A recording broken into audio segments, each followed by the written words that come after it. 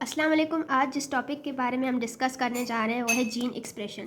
Gene expression का मतलब ये जीन अपने आप को एक्सप्रेस करता है। एक्सप्रेस कैसे करता है? प्रोटीन बनाकर जीन अपने आप को एक्सप्रेस करता है।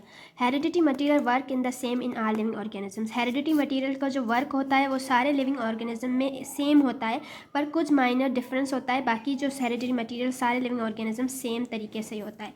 ड्यूरिंग जीन एक्सप्रेशन में क्या होता है? जब एक एक्टिव जीन होती है जो कॉपी होती है मैसेंजर आरएनए से एक एक्टिव जीन कॉपी होती है जो क्या करती है?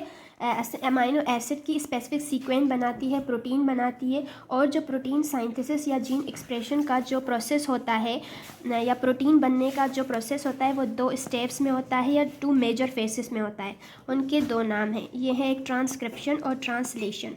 पहले आ जाता है ट्रांसक्रिप्शन में क्या होता है? इस फर्स्ट स्टेप में जो है प्रोटीन साइंथेसिस होता है जिसे हम ट्रांसक्रिप्शन कहते हैं। और ये किस में होता है? न्यूक्लियस में होता है।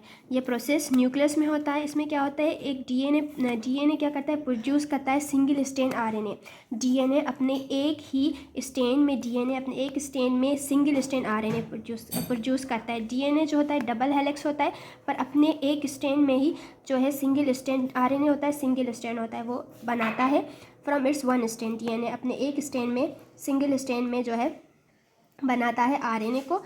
आरएनए मॉलिक्यूल इसका, और जो आरएनए बनाता है ना, उस आरएनए का नाम है मैसेंजर आरएनए या फिर एमआरएनए। और ये मैसेंजर आरएनए का फंक्शन ये होता है कि ये कैरी करता है जेनेटिक मैसेज को। कहाँ से? डीएनए से। और ये मैसेंजर आरएनए या एमआरएनए कैरी करता है मैसेज कहाँ से? Out of the nucleus to the ribosome. और राइबोसोम कहाँ प्रेजेंट होते हैं? साइटोप्लाज्म में।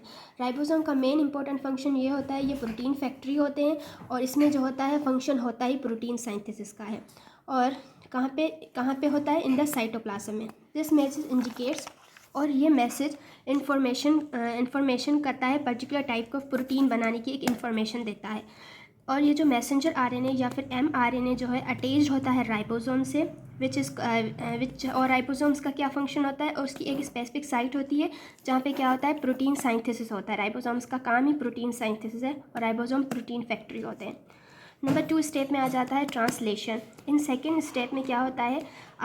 दो आरएनए इसमें फंक्शंस करते हैं, काम करते हैं, टेक पार्ट करते हैं।